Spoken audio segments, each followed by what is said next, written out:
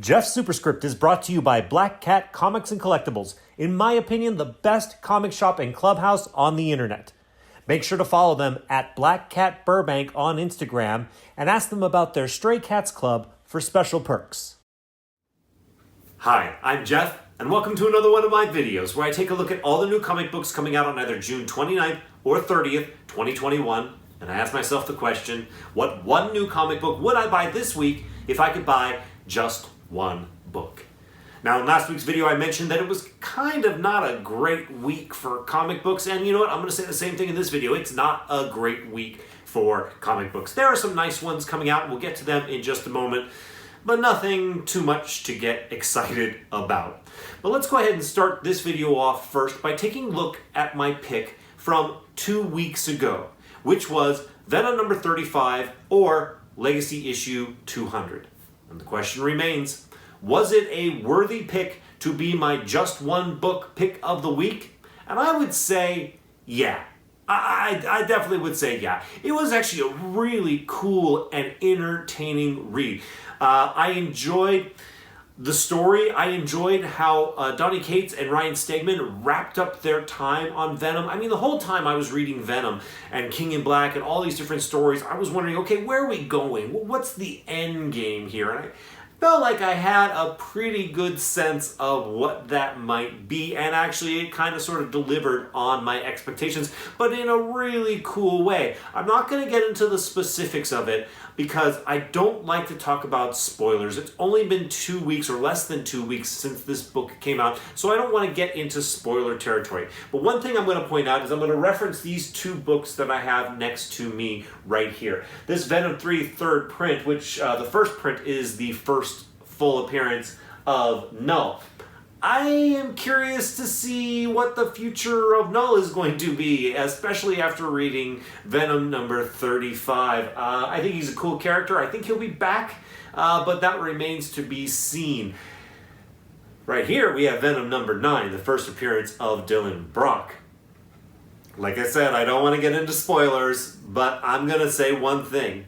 This book has basically doubled in value since that Venom number 35 came out. So I think it's given us a really good sense of what the future for Venom is going to be. And it sounds like it's going to be pretty interesting. I think I'm going to go ahead and continue with Venom for the time being, even when Al Ewing takes over as writer. Al Ewing is a great writer, and so I'm looking forward to seeing what his contribution might be to the book. And I think Donny Cates and Ryan Stegman, with their last issue, really teed up a nice future for the Venom storyline. So I'm looking forward to see what that turns out to be exactly. All right.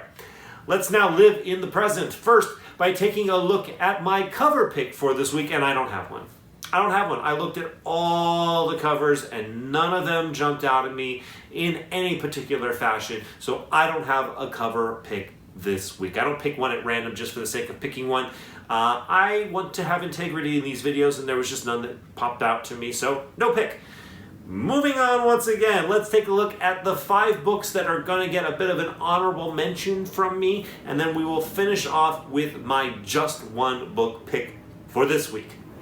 First, with my honorable mentions, I want to mention a book called Parasomnia, issue number 1 of a 4-issue limited series from Dark Horse Comics. Here's the description. From Cullen Bunn and Andrea Moody comes a new dark fantasy tale of 2 worlds split between dreams and reality. After his son disappears, a broken-down man braves a nightmarish dreamscape in order to find him and battle the ruthless cult that seeks to rule the land of dreams as the barrier between realities start to collapse. For fans of The Sixth Gun, Harrow County, and Lock and Key. All right, sounds like an interesting kind of premise and could be a very cool story. It's 4 issues, so it's not a huge commitment, and it's written by Cullen Bunn, who, like I've mentioned before, seems to write every other book that comes out, but it's because he's a good writer and people like his comic books, or else he wouldn't work this much. So it might be one to consider trying out if you're looking for a new indie to give a chance this week. The next book that I want to mention to you is The United States of Captain America, issue number 1 of a 5-issue limited series. This is from Marvel Comics. Here's the description. The shield has been stolen. No one understands the value of the shield like those who've wielded it, so Steve Rogers and Sam Wilson set out on a road trip across America to chase down the thief. But instead, they find the captains, everyday people from all walks of life who've taken up the mantle of Captain America to defend their communities. And for some reason, the shield thief wants them all dead. Can Sam and Steve get to them first? Christopher Cantwell and Dale Inglesham lead a can't-miss miniseries to celebrate Captain America's 80th anniversary, joined by a rotating series of creative teams to tell the stories of each new captain, starting with Aaron Fisher, the Captain America of the Railways, brought to life by Josh Trujillo and Jan Bazaldua. All right, there's a lot about this concept that sounds pretty trite and silly. They go on a road trip across America to meet the heartland people who live there. It seems a little dumb, but if you're a Captain America fan, this might be a nice kind of celebration of Captain America and I guess the spirit of Captain America. And I think that that's mostly what they're trying to do. They're trying to capture the spirit of Captain America in ordinary citizens. But also I want to mention from a spec potential, we may be seeing future Captain Americas in these books. I believe that the first one that they are focusing on here in this book is this Aaron Fisher. He's already been on the cover of one of the Marvel Voices Pride books that just came out last week. So there's already a life for this character outside of this series. So who knows what the future will hold for that character, or this character in this first one, or any of the other characters that they feature in these upcoming books. So there's some spec potential there, something to keep in mind. I'm not particularly excited about it, but I wouldn't blame people if they were excited about it. All right, let's move on to the next book, which is Barbaric. Issue number 1 from Vault Comics. Here is the description.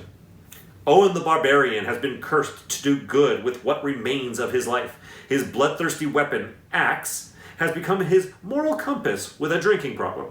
Together they wander the realm, foredoomed to help any who seek assistance.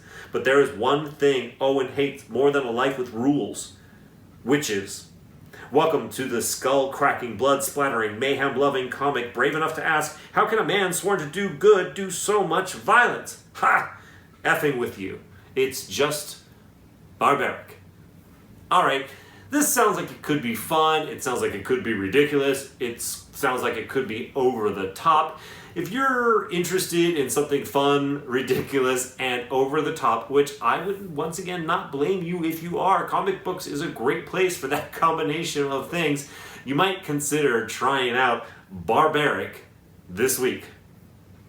Alright, the next thing I want to do is see the return of one of our special features in these videos. It is the triumphant return of Chip Chat. Yes, this is the section where we focus on books written by Chip Zdarsky. The first one I want to mention to you is Daredevil, issue number 31 from Marvel Comics. Here's the description. The Daredevil issue you cannot miss. Chip Zdarsky, Marco Checchetto, and all their collaborators have redefined the life of the man without fear. In this issue, they do it all over again, and what's more, they go a step further and up the ante. Wilson Fisk's gambit from the past few months risks upending his life and tenure as mayor. Meanwhile, Matt Murdock has to fend off a prison full of inmates who all want Daredevil dead, and the inmates aren't the only ones. This as Elektra fends for herself as a daredevil all her own, fighting to protect Hell's Kitchen and leaving herself vulnerable in the process. Why is this on my list this week? I don't know exactly. Frankly, I just have a gut feeling about this book. Now, it says, the Daredevil issue you cannot miss in all caps. Well, yeah, the comic books say these kind of things all the time. Oh, a must-have, a must-read, you know. Sometimes it's true, oftentimes it's just there to sell comic books, and they may have gotten me with this one. But there's something about the beginning of this new story arc that's piquing my interest. Not to mention that I've only ever heard fantastic things about this Daredevil run, written by Chip Zdarsky. So it might be something worth checking out. This is a new story arc, might be a good jumping on point. I have not been reading Daredevil really at all, but I'm going to buy this book. I'm going to read it. I'm going to see if there's something spec value wise in there, and I'm going to see if the story kind of grabs me, because I might start pulling Daredevil from this point forward. I don't know. Like I said, this is a gut feeling pick on my list this week. The next book I want to mention in Chip Chat is Crossover number 7 from Image Comics. Here is the description. New story arc. Wait, no, hold on. What is this? Why is Chip writing my book? Sorry, I know this is unprofessional to do in public, but no one at Image is answering my emails. Someone please call me? What is happening? All right, well, that description is written in the voice of Donny Cates, who apparently has nothing to do with issue number 7. This is written by Chip Zdarsky, cover art by Chip Zdarsky. This is a Chip Zdarsky book, and after Donny Cates' creator-owned book at Image, Crossover, the first 6 issues are now over and done with. Now we're having a Chip Zdarsky written issue. I am very, very curious. It's my understanding that this is the only one that's going to be written by him, and that issue number 8 will return to Donny Cates.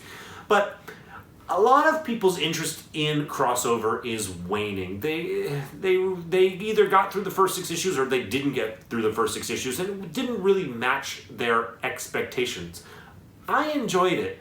I liked it. I thought that the 6th and the final issue of that first arc was compelling enough to want to find out what's going to happen next.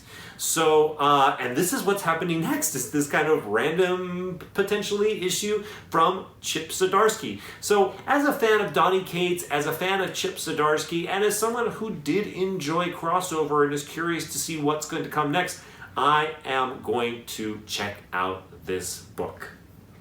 All right, those are all of our honorable mentions, which means we only have one more book to talk about this week. And that book is the book that I would buy this week if I could buy just one book. And that book is The Department of Truth, issue number 10. I know. Another week where I just default to my James Tynion IV pick, but I had to do it. Let me just read the description. Some fictions manifest in reality as dangerous half-formed things. The Department of Truth relies on hunters to track down and contain these wild tupas before they become too real. It's time for Cole Turner to see this side of the job firsthand. It's time for Cole Turner to join his first Bigfoot hunt. All right, so like I said, I apologize. You all know what a big fan of James Tynion IV I am, of The Department of Truth, of Something is Killing the Children, of The Nice House on the Lake, of Wind, of Batman, of all of them. I'm a big fan of his. So once again, I have to have integrity with these videos, and I had to pick the book that I would buy if I could buy just one book, and it would be this book. But this book also has a lot of good things going for it. Not only is it fantastically written by James Tynion IV, and the art from Martin Simmons is beautiful and perfectly suited for this book and for this topic.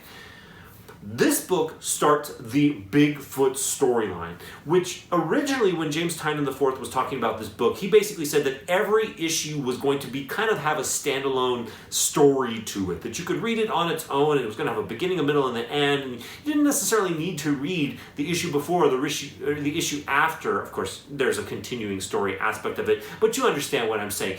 There was supposed to be at least some form of a self-contained story in each issue. Well, that was the plan for issue number 10. There was going to be the Bigfoot issue. But apparently the Bigfoot story got so big that it ballooned into 2 issues. So he kind of broke his promise, and this is going to be a 2-part story in the truest sense. I believe it's also going to extend this arc from a 5-issue arc to a 6-issue arc, but we'll see about that. But it's kind of interesting to me that there was so much story to tell there in this Bigfoot hunt that they couldn't help themselves but to spread it out into 2 issues. So I'm hoping that they didn't end up having to throw in filler to make it work for 2 issues, after realizing it wouldn't work for 1. I hope that it ends up being a really cool and really exciting 2-part story with Bigfoot, which is one of the more fun and interesting conspiracy theories that are out there. So it'll be a lot of fun to see the Department of Truth's take on the Bigfoot legend of sorts. And I say fun because I think of Bigfoot as being kind of fun and playful in its own way, but this is the Department of Truth. There's always an element of something really kind of dark and disturbing in there as well. So we'll see if there's a dark and disturbing spin on Bigfoot in here as well. Something I'll also just mention as a side note right now is that they just announced the 6th and final printing of the Department of Truth issue number 1. It's got a really cool Woman in Red variant cover. All the other ones have been color shifts of the original first print cover. This is a different cover, kind of in the vein of it, but with the Woman in Red. I think it's really cool. I'm going to mention in my FOC video in a couple weeks, but I wanted to give you a heads up about it in advance. Anyways, aside from that little aside about the 6th print of the issue number 1 coming out, all the things I talked about the fantastic writing, the fantastic story, the fantastic art, the fantastic concept of the book in general, the Bigfootness of this issue and the next issue, all of these reasons are the reasons that I picked the Department of Truth, issue number 10, for my just one book pick for this week. All right, everybody, that's it. I really hope that next week I won't be able to fall back on my appreciation and love, I will go so far as to say, for James Tynion IV. I hope there's something interesting there. I haven't looked ahead yet, but here's hoping for all of our sakes we don't see a continuation of this pattern in these videos. But I appreciate all of you checking out these videos. If you still found something worthwhile and informative in this video, hitting the like button would be very much appreciated by me. And as well, if you haven't already subscribed to my channel, please, I invite you to go ahead and do so. Thank you all so much once again for watching this video. I will see you in the next one.